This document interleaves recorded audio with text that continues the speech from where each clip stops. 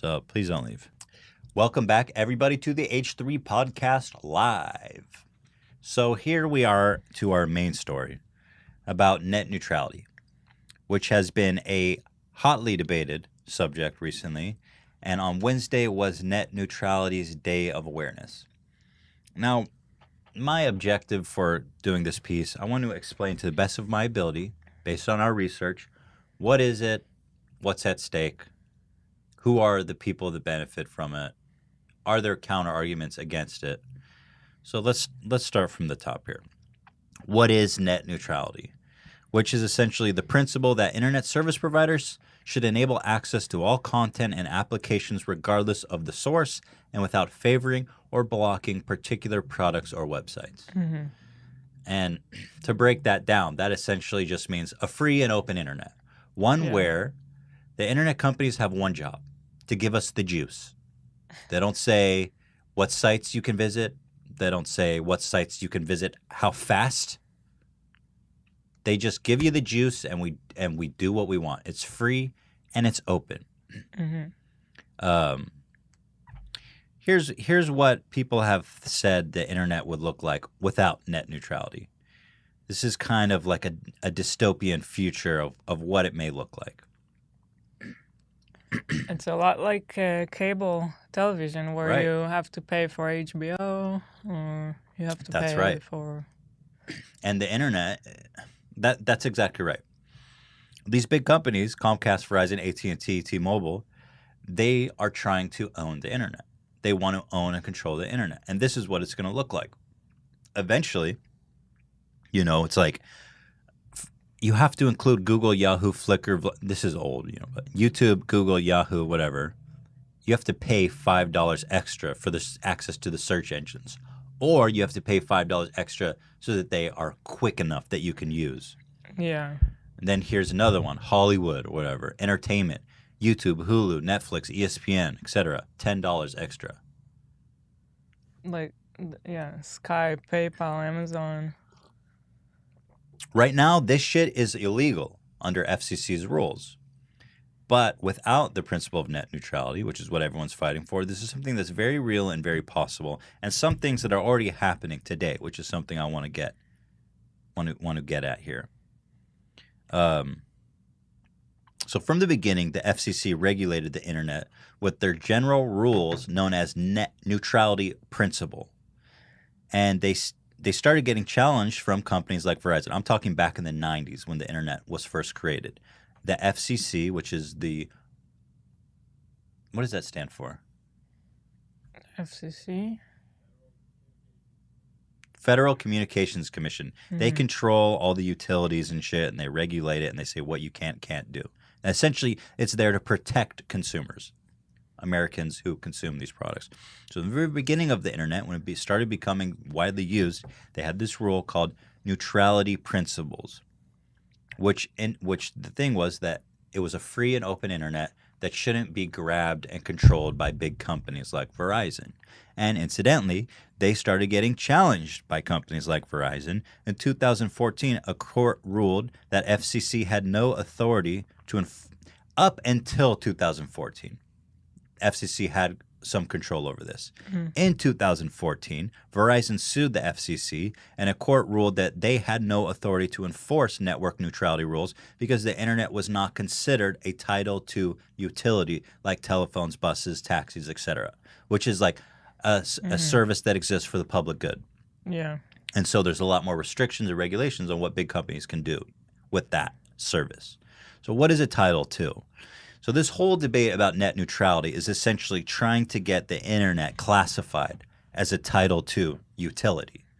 Right now, or previously, it was a Title I utility, which I think is, like you said, cable. Mm-hmm. It's not a public utility, really. It's just entertainment. But the internet is clearly much more than that. Yeah. At this point, it's like just like it's life. Yeah, it's like the blood of our economy, of our society. It's more of a public utility than anything that's ever existed.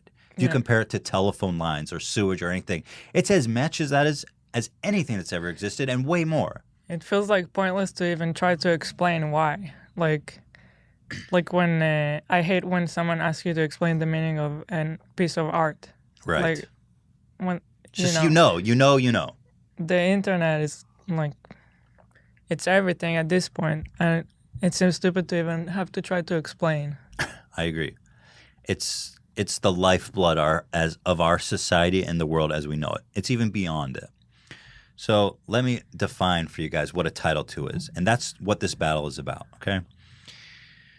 So it shall be unlawful for any common carrier to make unjust or unreasonable discrimination in charges, practices, classification, regulations, facilities, or services for or in connection with like communication services directly or indirectly by any means or device, or to make or give any undue or unreasonable preference or advantage to any particular person, class of persons, or locality, or to subject any particular person, class of persons, or locality to any due or unreasonable prejudice or disadvantage. That's what being a Title II is. They're saying you can't manipulate it. You can't favor anyone, any service. It's a public good. It is what it is. It's free and open. And another part of being a Title II. That's part A. Part B is changes or services, whenever transferred to in this act, include charges for or services in connection with the use of common carrier lines of communications, whether derived from wire or radio facilities in chain broadcasting or incidental to radio communications of any kind. C. Any carrier who knowingly violates the provisions of this section shall forfeit to the United States the sum of $6,000 for each such offense and $300 for each and every day of the continuance of such offense. So the FCC is like, you have to pay up if you fuck around with this shit. Mm-hmm. Now, there's a debate of people who say the internet shouldn't be regulated because they believe that the free market should be the controlling factor and that companies shouldn't be regulated and they should be free to do what they want. That's a separate argument. I'm arguing, but even before that, the internet is a Title II utility. Mm-hmm. If you're going to say that the internet shouldn't be regulated and Verizon and Comcast should be able to do whatever they want, then let's hand the sewage and the taxis and the buses and the telephone lines, because they don't even come close, in my opinion, that the internet does in terms of public good. That argument comes after the fact that it is a public utility. Mm-hmm. I don't see any reasonable way to debate that it's not. I really don't. It's the fucking internet, bro. It's like, yes, it offers entertainment such as cable, but it does so much more than that. It's the lifeblood of our society. So that's kind of what a Title II is, and that's what this whole thing is about, trying to get the internet under a Title II utility. Now, incidentally, in 2015, under President Obama and his head of the SEC, net neutrality was actually granted to the internet. It was a huge victory for, I remember when it happened on Reddit, that they actually finally, after all debate and everything, they gave Title II classification and deemed it protected as a utility. They received 3.7 million comments and requests to change the classification. I remember when that happened. It was a huge victory, and everyone was excited. Now, the FCC's new order established a standard that required internet providers to take no action that unreasonably interfered or disadvantaged consumers or the companies whose sites and apps they're trying to access. This was deemed in 2015 when it became a Title II. At most, internet providers may slow down services only for the purpose of reasonable network management. That was the only reason they could throttle internet services, not a business purpose. So now, this year, Trump's appointee, Chairman Pei, wants to ditch the Title II and return to the FCC's light touch Title I approach. Mm-hmm. And so Title I is like what we're talking about. That it's just a business. Yeah. The thing is, so the translation there is that current chair of the FCC wants to give the control of the internet back to the companies. Mm-hmm. And the thing is, like, people say, well, you know, if you go back before, it was fine. And I think the counter argument to that is that before 2004, when Verizon sued the FCC and the court said, well, you can't actually regulate this because it's Title I, which is a fair ruling considering that it's true, the FCC had more control over the internet. But there was this legal precedent that took control away from them. And so the need for it to stay a Title II became greater. So now they want to go back to how it was, except with this legal precedent, the companies can run amok. It essentially gives them free reign to do whatever they want with the internet. The thing that blows my mind about this... I just don't understand, like, why. What is it? This chairman, what is his reasoning to give them that control? Dan, what were you saying previously? Can you come in here? Does that mic work? That mic could work. We would have to just plug it in. So this chairman, Dan, what were you saying about this guy?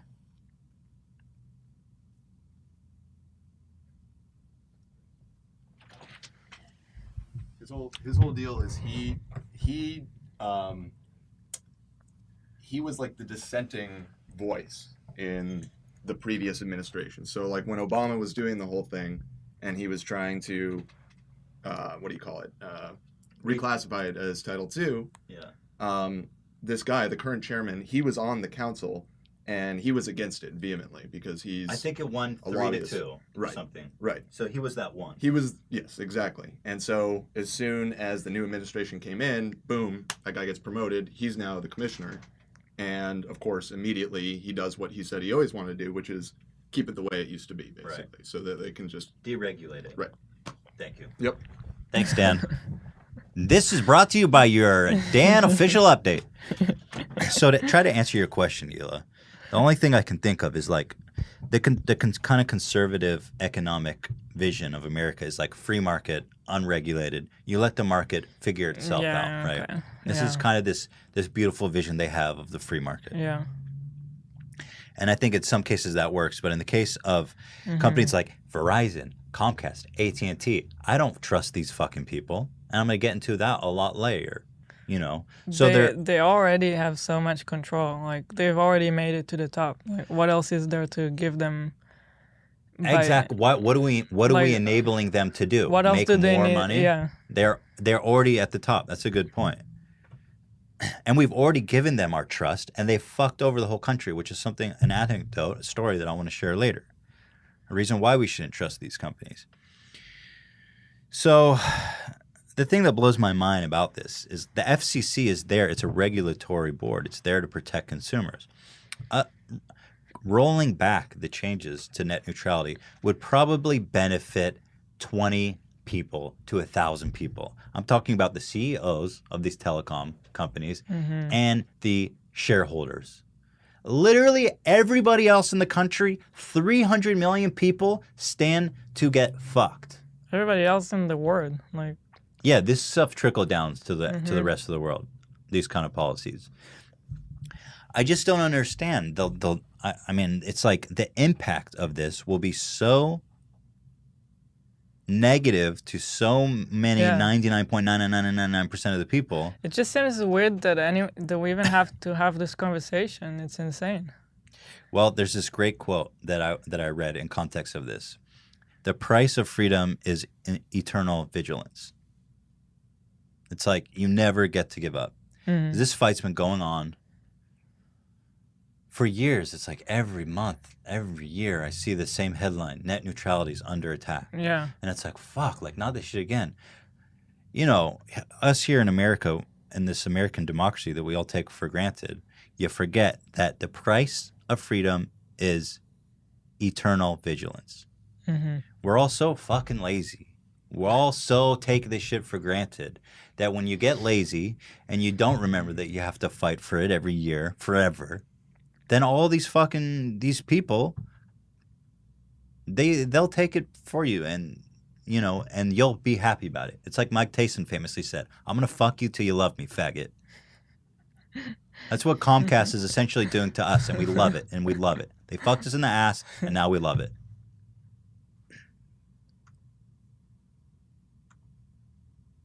So I wonder what would happen to people like us who basically our whole living and livelihood is related to the internet, right?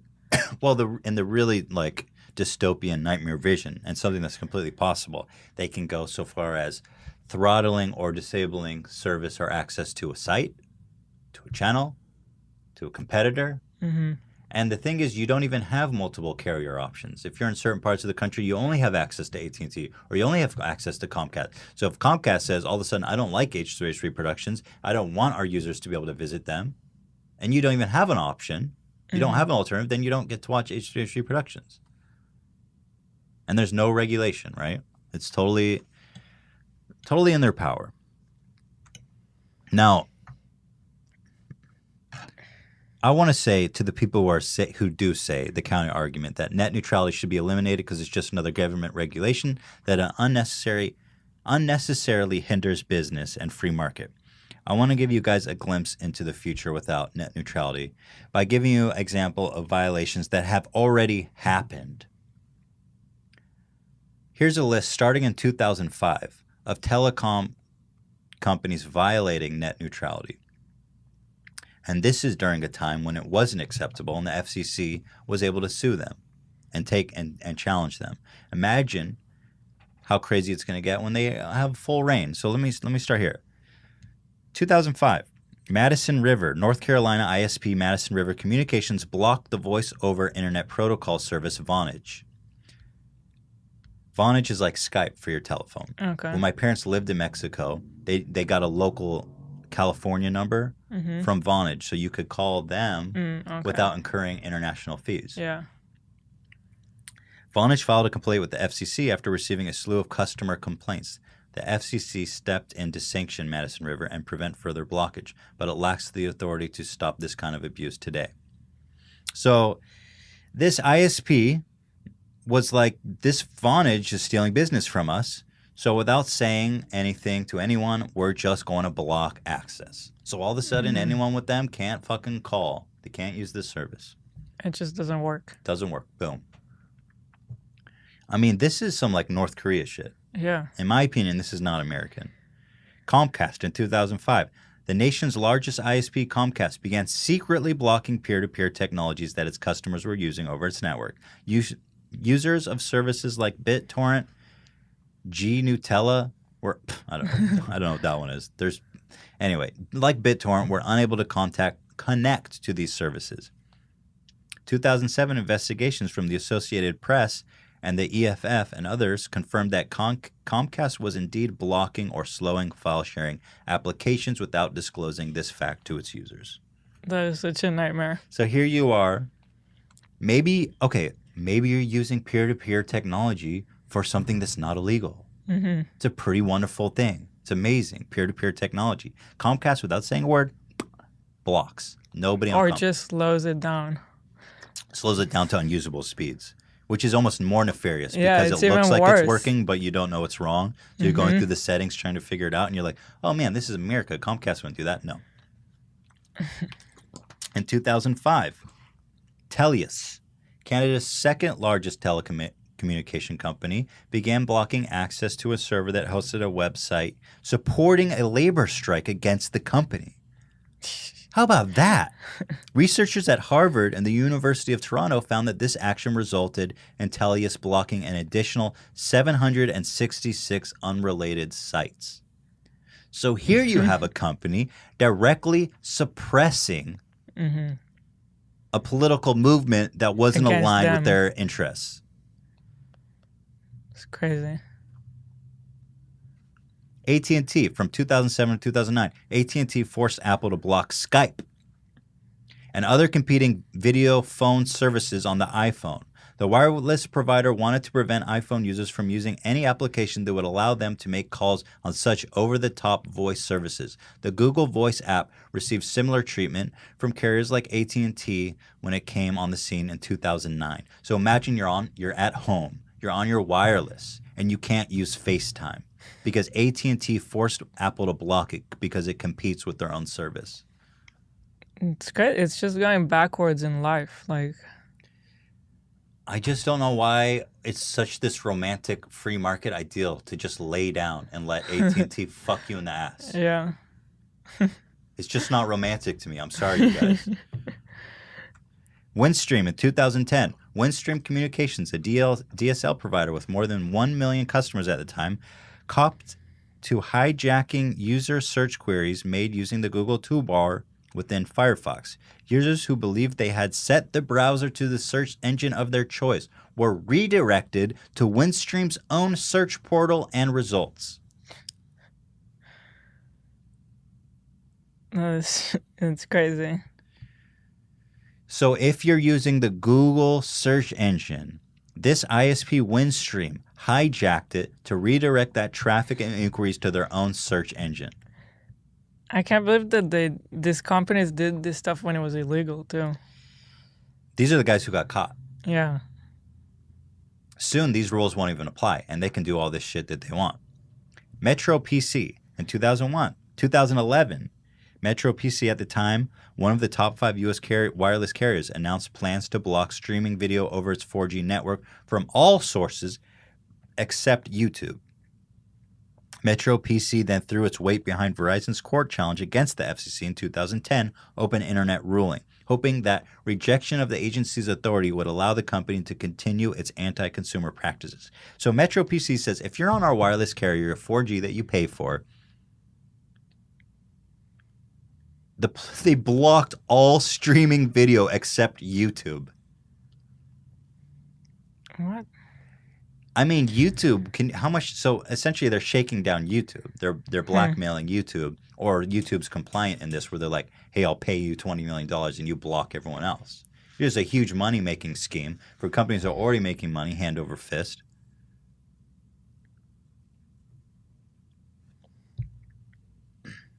Paxfire.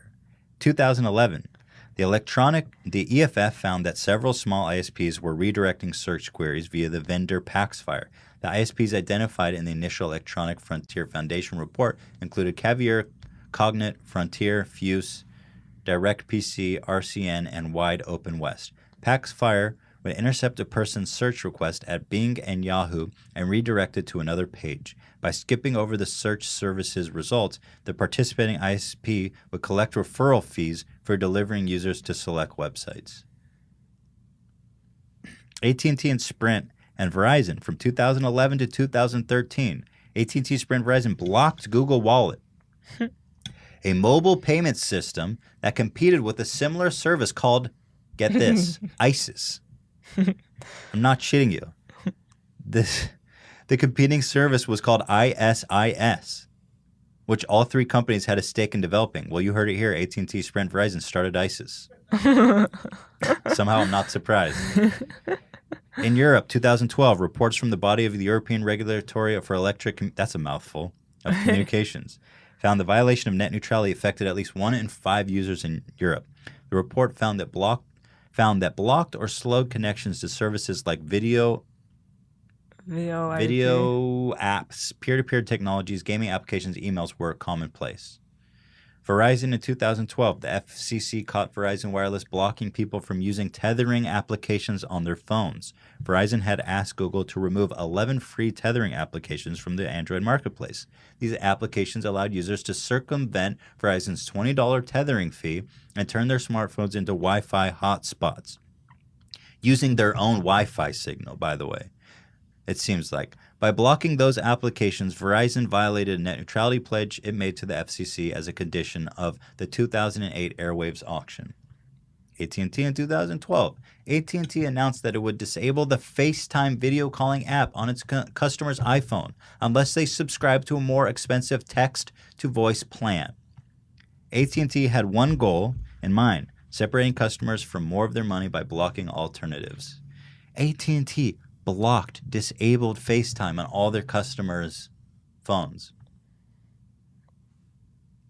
Verizon, during an oral argument in 2013, Verizon vs. FCC, a judge asked whether the phone giant would favor some preferred services, content, or sites over others if the court overruled the agency's existing open internet rules.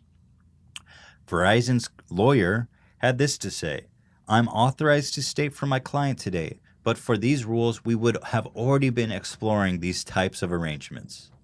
Walker's admission may have gone unnoticed as she had not repeated it several times during the argument. So here they are basically saying, if it wasn't for the rules, we would already be exploring these options. Yeah. And I mean, they're already doing it regardless. And again, what will the internet look like without these FCC regulations? Well, it's going to look like this here. That's going to be your menu on your telephone bill and your cable bill, your internet bill. Mm-hmm. And the United States already has the most expensive internet almost on the planet Earth. Yeah. There's no competition. If you go to Mhm. Israel, I was shocked by the price there. What was it? How much were we paying? Like, I mean, if you translate it to dollars, I don't know, like $25 We were paying a month? $25 a month for like some really excellent internet there. Yeah. $25 a month. I'm paying $100 now over. Mhm. I don't think you can get good internet for less than $100 now. And also the cell phone companies. $5 a month we were paying for a cell phone in Or Israel. $10. It's unbelievable. I was shocked by that, you know? So here, this is my favorite part of this story. Now, once again, to counter the argument that we should not be regulating these companies, they should be free to invest and do whatever they want as the free market dictates, okay? Here's a little story about these telecom companies and what I think is one of the greatest scandals in American history. These are the guys that we want to trust to deregulate, okay? Let me read you this shit. It's absolutely shocking.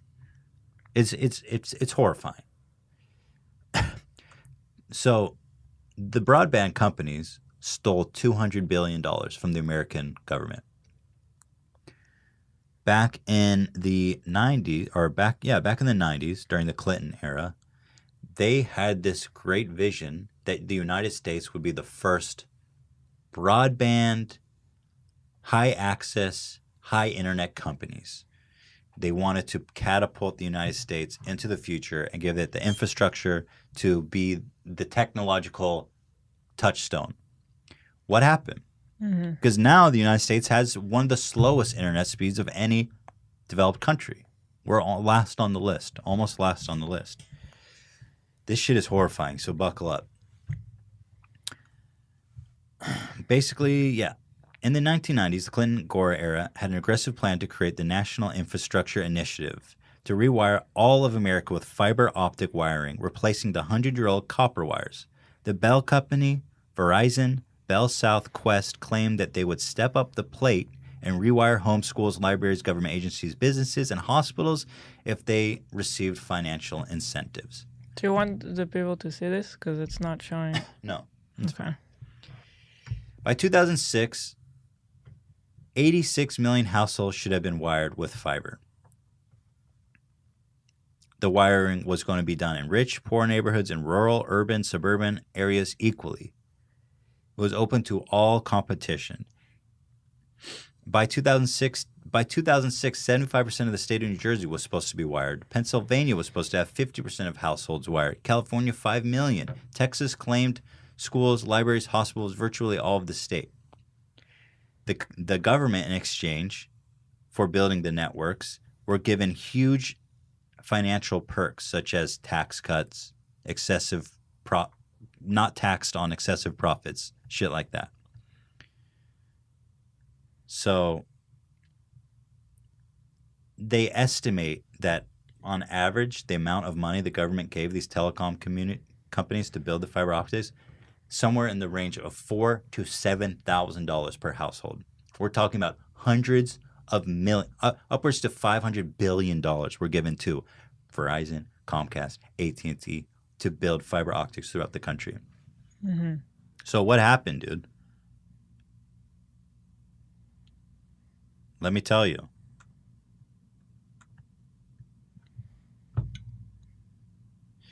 Basically, what happened is that they all promised the world, and none of them did it. None of them did the work. So the country made people pay that? Well, it comes from taxes. That's how they Yeah. make their money. So on average, if you're thinking about how the government spends its taxes, it came out to $4,000 to $7,000 per household. That's a lot. $500 billion. and nothing ever happened. Today, they're starting to roll out some fiber optics. But the thing is, the government paid for this shit. It's supposed to be a public service. Yet, if you want fibers, you still have to pay out the ass for it. Yeah. But for the most part, even in 2017, we still have the slowest internet, and it doesn't exist. No state has ever done an audit on the monies collected by the broadband companies. No state ever went back and reduced the rates or held the companies accountable. No company ever outed the other companies. Verizon, New Jersey never said that AT&T didn't do it, for example, because they were all in on it. These are the companies we want to deregulate. You should look into that story. It's horrifying.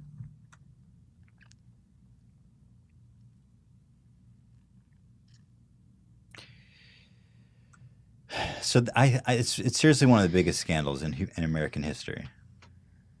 And I love that vision of America as like the technical center of the world. Technological. We were going to be number one before anyone else was installing fiber optics. We gave them $500 billion. And they all said, thanks, smell you later, dum-dum. So now to get kind of back into the real world situation. And as we were saying, the internet prices are the highest they've ever been.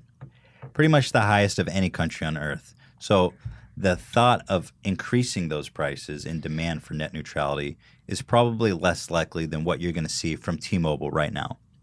Can you show this picture, Dan? So T-Mobile is already doing this shit called binge on. Why is it making...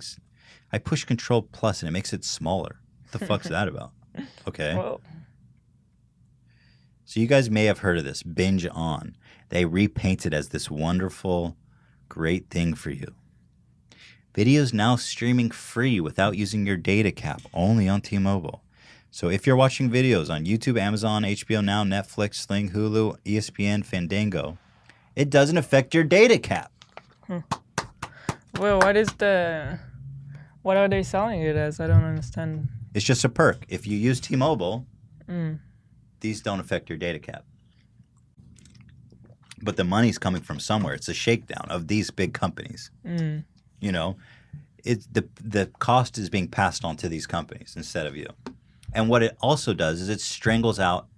It's funny. They have this vision of like deregulate the market.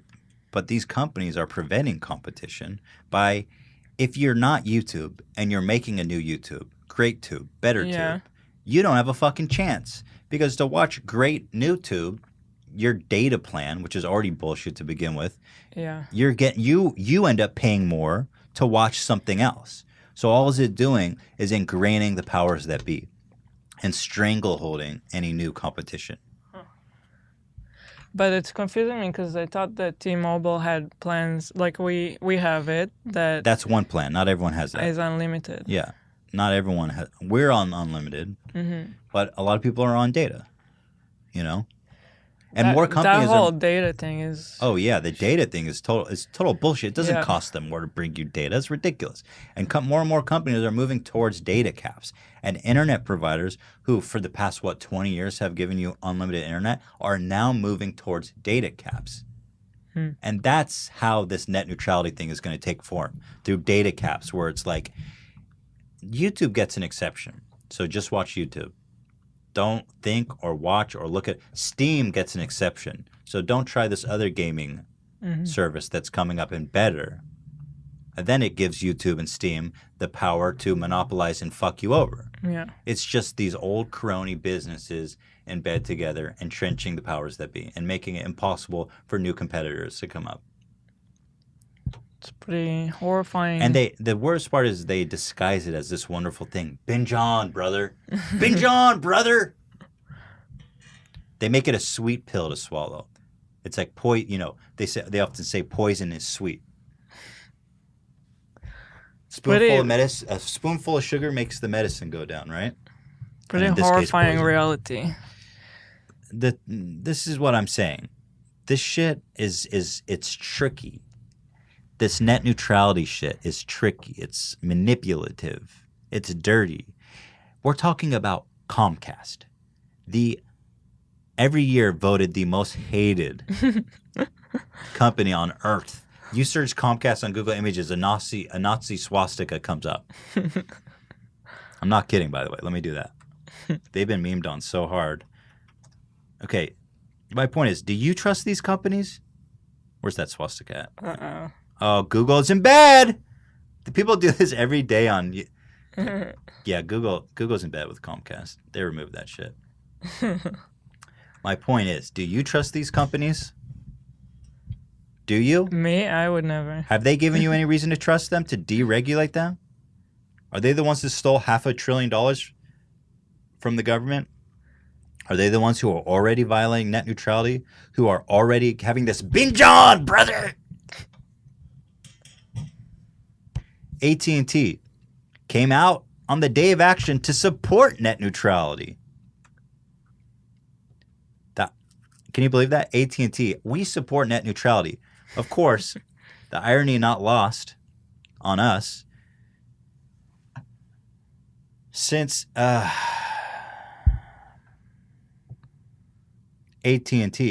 which in 2012 blocked customer access to Apple's FaceTime unless they subscribe to a more excessive plan. AT&T, who spends millions of dollars lobbying to reverse the FCC's reclassification of broadband providers as common carriers under Title II.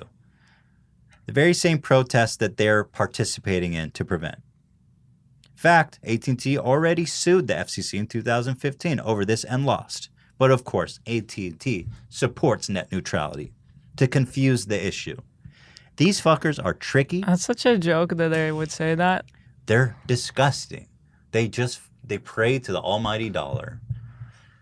And it's what I'm saying. It's tricky. It's confusing. They're manipulative with this binge on. Think good. AT&T supports net neutrality. For me, it's I don't know. It's kind of like it became like a trendy thing for the big companies to say that they support it. Yeah. And to the layman who just, like, it's a buzzword, net neutrality, right? To the person who's just sitting at home watching the local news, watching the daily news, and they hear this buzzword, they don't really understand it. They're like, oh, AT&T supports it, binge on, don't regulate the internet. What do I know? Who cares? The internet was created and funded by the governments and scientists in the very beginning as a public utility. It was never meant to be owned by companies like Comcast, AT&T, T-Mobile, and Verizon. These people will never have the best interest of people. Never. So to that, I just say the price of freedom is eternal vigilance. And just by talking about it, I think we raise awareness. Just by educating people and sharing in this experience of saying, like, this is shit. I acknowledge that this is just a huge money grab that will benefit 1,000 people at the expense of 300 million. Or more.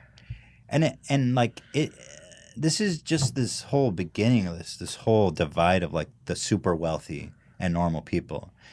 This is the beginning. If you get rid of net neutrality, the internet is our only source of organizing, communicating, participating in democracy. This is the lifeblood of our modern society. We forfeit that to these companies. Also, you're going to leave everything in the hands of these big companies to decide what is what. Like, how are they even going to decide what goes in which plan? You know what I mean? Like, does Reddit go in a Facebook kind of brand that they are going to charge this much for? Or does it go with Wikipedia and they're going to charge this much for it? They're going to bundle it in with the Christian network just to make you pay more. It's like, who's going to be making these decisions?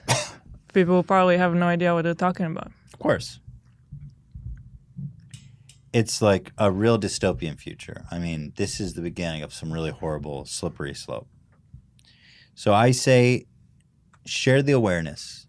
Let these politicians out there know who are, speaking and voting in support of getting rid of net neutrality, that if they do, they forfeit their jobs. Let them know that you don't agree with that. If you go to a website, battleforthenet.com, which I'll put in the description and here in the chat right now,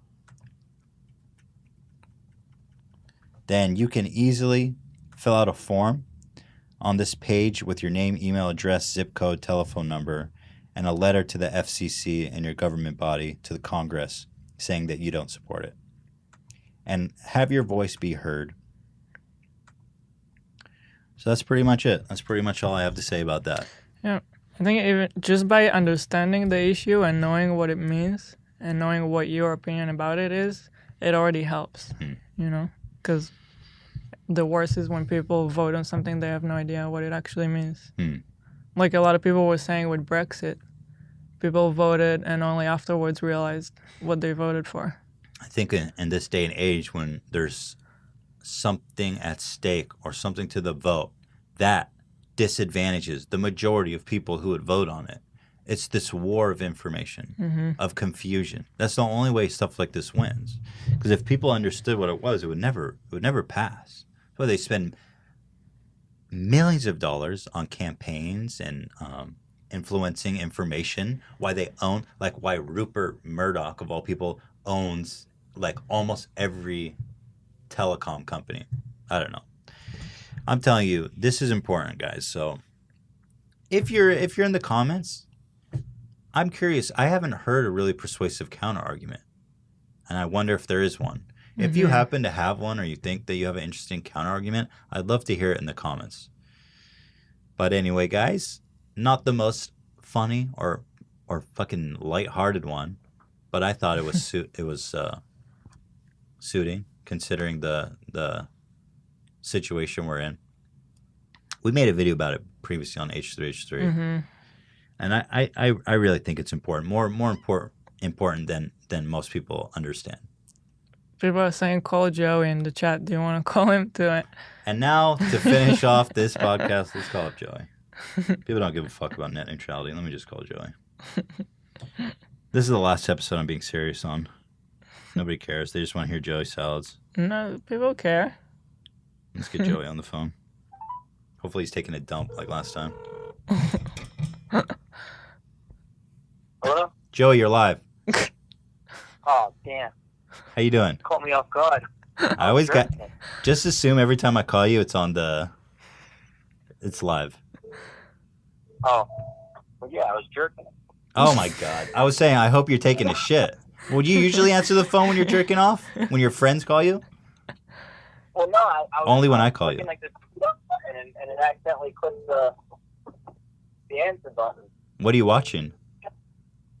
I'm kidding. I'm just trying to park my car. What? You trying to fuck your phone? I'm trying to park my car. Oh, you're not jerking. Oh. That's Weston. Trying to start this car? So I'm just curious if we can get it. I'm just curious if there's any SoFlo updates. He shared another video. Okay. That's the only update. He put me in like a group with his goons, and the goons are sharing me. Oh, you got the goon shares. We asked for not the goon shares though. We said 4 legit shares. No, it was at a good time, but it was like his goons, like his posse shared me. So it wasn't on the SoFlo page. No, it was. You got people Oh, that it's work his for him, sharing but people. So he People delegated work the for him. work to them, and then they shared me on SoFlo. Okay, good. Excellent. So just to keep the count, you're at 2 legit shares and 1 nighttime share.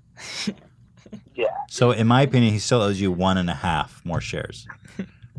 Yeah. Okay, we're gonna follow this closely and make sure, or my name isn't Pope Francis III. All right, Joey. Well, I hope you're doing well. Yeah. Thanks for keeping up on things. I wish you the very best. What are your opinions on net neutrality? Honestly, I don't even know anything about it. Okay, that's fair. Give me a quick rundown, and I'll tell you my opinion. We just talked about it for like an hour and a half. Oh yeah. I'm not sure if people are ready to rehash that. But you know what would be interesting? I'll leave it like this. I would want it to be the most free version of the internet, where less government control, whatever option that would be in the net neutrality situation. So that's the complicated matter, is where it's like free and government control almost contradict each other in this case, because without the government control, the big companies are making it less free. Mm-hmm. I'd rather the companies have control than the government. Really? Really? Yeah. So this is some interesting real world shit. Wow, so even if the companies Government makes things work. so this is what's happening. Tell me what you think. The government is saying they're passing a law, net neutrality, which means nobody can regulate it. They make it illegal for the companies to control the internet. That's the whole purpose of the regulation. Oh wow, That's what it means. It's like an anti-government bill. Essentially, they're saying the internet is free as open and nobody can control it. Then on the other hand, the telecommunication companies are saying, I don't want you to regulate it because I want to control it. So let me give you an example. Yeah, I got to do research on this before that's very complicated. I have to do research. I'd love to talk with you about it because you seem like someone who would be against net neutrality, and I think this would be a really fruitful conversation. Yeah, definitely. I'm going to do research in a little bit. I mean, I don't know how long you're going to be live for if you want to talk about it. Let's talk. I'm going to call you up next week. I love this weekly Joey update with the salad man. The weekly salad. Yeah, the weekly salad. Sounds good. All right, so do some homework, and let's talk about it next week. All right, cool. All right, that sounds great. I wish you the very best, my friend, and I wish you a very, very ranchy evening. Thank you. All right, peace, dude. Well, bye. Bye. Love that guy. Love the salad man. This is what dreams are born, man. You start memeing on a guy, you call him a salad head and shit, and now you're best friends. That's the internet. The Poe law, what was it? Poe's law. I feel like it's a continuation of where we started this episode. It's a full circle. All right, I guess that's about it. Cool. Was that boring? Nobody cares. People just want to laugh. Sometimes I got to get serious, though. It is important. I think it's important to me. But that's the way the cookie crumbles, my friends. So with that, I wish you all the very best. We'll do a little after show, so don't go away. But for the purpose of the podcast, I say thank you all so much for watching. Thanks for watching. And next week, we'll be back with Jack Films and Eric from Comment Etiquette. And the week after that, you will not want to miss because we have Rudy Pantoja Jr., a.k.a. Humongous, joining us. And we're flying him out from Seattle, and we're putting him up. And I'm super excited. I mean, talk about VIP guest. That's incredible. We're going to meet the man, the myth, the legend himself. All right. So thank you guys all for watching, and we shall see you next week. Goodbye. Peace.